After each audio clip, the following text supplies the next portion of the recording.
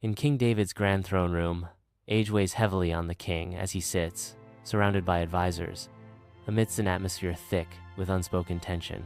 With a pronouncement that hangs heavy in the air, King David declares, "I have decided to conduct a census of the people." Joab's silence echoes the uncertainty that grips the room, as his silence speaks volumes. Joab and his officers traverse the vast landscapes of Israel, marking the passage of time with each step during a census that lasts 9 months and 20 days. Against the backdrop of sprawling fields and towering mountains, a sense of foreboding descends upon the land as the counting of the people proceeds. With each passing day, the weight of their task grows heavier, casting a shadow over the once vibrant and prosperous nation. In King David's majestic throne room, Joab presents the census results, boasting of 1.3 million men ready for battle. David's initial satisfaction is quickly overshadowed by a profound wave of guilt. In a moment of stark realization, David confronts the gravity of his sin, the weight of his actions crashing down upon him. Alone in his chamber, David grapples with the weight of his sin, his heart heavy with remorse.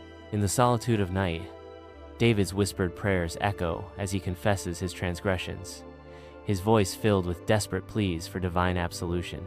Stripped bare before his God, David's vulnerability shines through the darkness as he begs for forgiveness, his soul laid bare in repentance. In King David's throne room, the prophet Gad enters with a grave countenance, bearing a scroll that portends divine judgment. Gad solemnly delivers God's message, offering David a triad of dire punishments for his profound sin.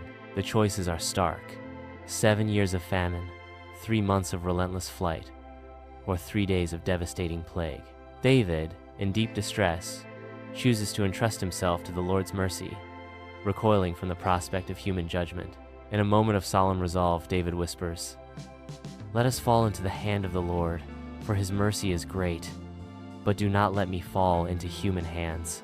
In the dim and solemn chamber, King David stands cloaked in shadow, wrestling with a decision that could alter the course of his kingdom. His brow furrowed in contemplation, David chooses to surrender to the divine, entrusting himself to God's boundless mercy. With a heart heavy with resignation, David whispers, he chooses to fall into the hands of God, trusting in his great mercy. With a heart heavy with resignation, David whispers, rather than into the hands of men. His decision is made with a heavy heart. A relentless plague ravages Israel, casting a pall of death and despair over the once vibrant land. In the streets, the sick collapse, their bodies racked with fever as loved ones mourn their agonizing demise. The air crackles with fear as the survivors struggle to bury their dead, their faces etched with grief and terror. High above Jerusalem, the angel of the Lord appears, a divine harbinger of retribution, his sword poised to deliver a crushing blow. David, overwhelmed by the angel's wrathful presence, is consumed by the agonizing weight of his sins. In a moment of crushing realization, David confronts the dire consequences of his choices, as the sword of judgment looms ever closer. In the heart of Jerusalem, David collapses to the earth, his frame racked with raw emotion. Tears cascade down his face as he cries out to God, his voice a desperate plea for mercy. With outstretched hands, he offers himself and his family as a sacrifice, his profound sorrow permeating the air. Amidst the ancient alleys of Jerusalem, a relentless plague casts a shadow of death, its grim touch turning streets into desolate paths of sorrow. In the heart of the city, a symphony of despair unfolds as mournful cries echo through narrow alleyways, each sob a testament to the lives cruelly stolen by the unyielding pestilence. Fear permeates every corner as survivors, haunted by the specter of death, navigate the labyrinthine streets with hopeless resignation, their eyes reflecting the grim reality of a city consumed by the plague. In the stillness of night, King David's chamber becomes a canvas of torment, as he is haunted by visions of death and unspeakable suffering. Restless and tormented, David thrashes in his bed, unable to escape the haunting images that claw at his mind. Sleep offers no solace, only a deeper descent into the abyss of despair as memories of bloodshed and loss replay in his mind. In Jerusalem, David stands among the grieving families, witnessing their inconsolable sorrow. The air is thick with lamentations, each anguished cry piercing David's heart with guilt and responsibility. Each tear shed etches deeper lines of guilt and responsibility onto David's face, a testament to the weight he carries. In King David's chamber, Gad's urgent return heralds a moment of divine instruction. Gad strides purposefully toward David, his voice resonating with a sacred decree. Gad proclaims, "Build an altar to the Lord on the threshing floor of Araunah the Jebusite."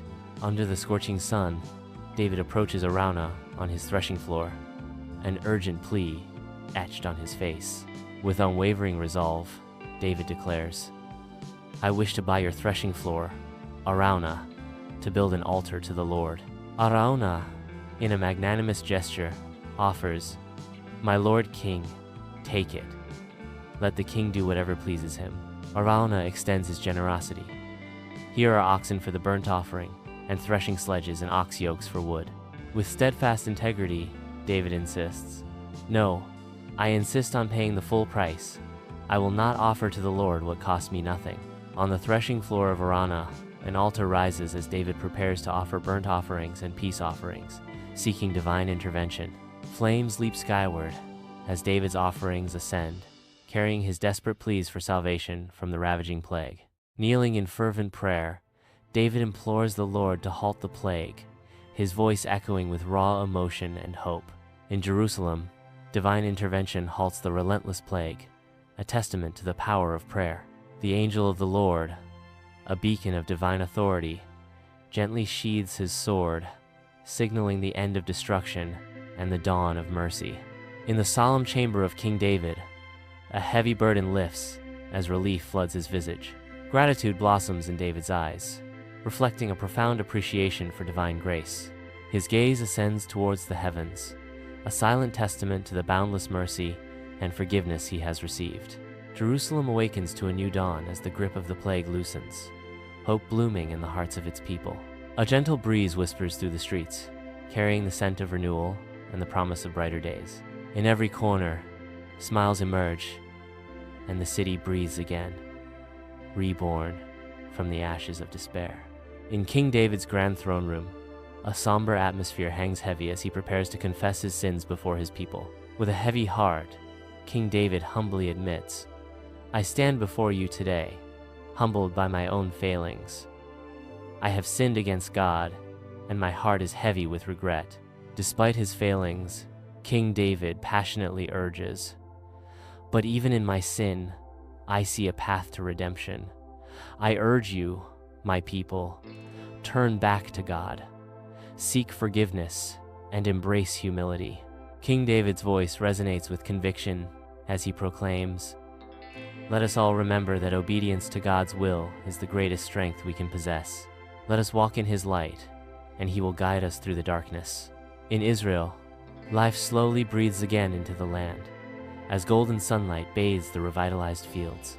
With renewed resolve, the people of Israel begin to rebuild their lives, each action a testament to their enduring spirit.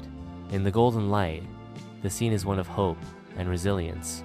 In the dim solitude of his chamber, King David grapples with the weight of recent events, his face a canvas of deep contemplation. Lost in somber reflection, David's face is etched with the harsh realities of his deeds, a silent acknowledgement of his missteps.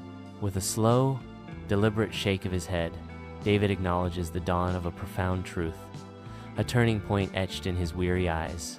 In a voice heavy with remorse, David confesses, "I have learned a hard lesson. Pride leads to downfall, but faith in God is my strength," a vow echoing through the silent chamber.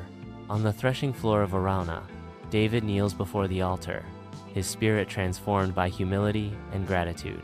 With heartfelt sincerity, he pours out prayers of thanksgiving, his voice echoing with the weight of redemption. The air is thick with divine presence as David stands before the altar, a symbol of his renewed faith and unwavering devotion. In the resplendent throne room, King David sits upon his throne, a map unfurled before him, envisioning the temple's grandeur. With a royal scepter, David traces the sacred boundaries, shaping the dream of a sanctuary for generations. Jerusalem rises from the ashes, its spirit unbroken, a testament to resilience and rebirth. Stone by stone, hope is resurrected, weaving a tapestry of unity and determination across the skyline. The heart of Jerusalem beats anew, stronger and more vibrant, echoing with the promise of a brighter future. In the tranquil stillness of King David's chamber, an aged monarch gazes upon his kingdom, his countenance reflecting a profound sense of serenity. Years etched wisdom into his eyes, bearing witness to the invaluable lessons of humility and unwavering faith in God. Peace envelops him as the weight of past trials transmutes into a quiet strength.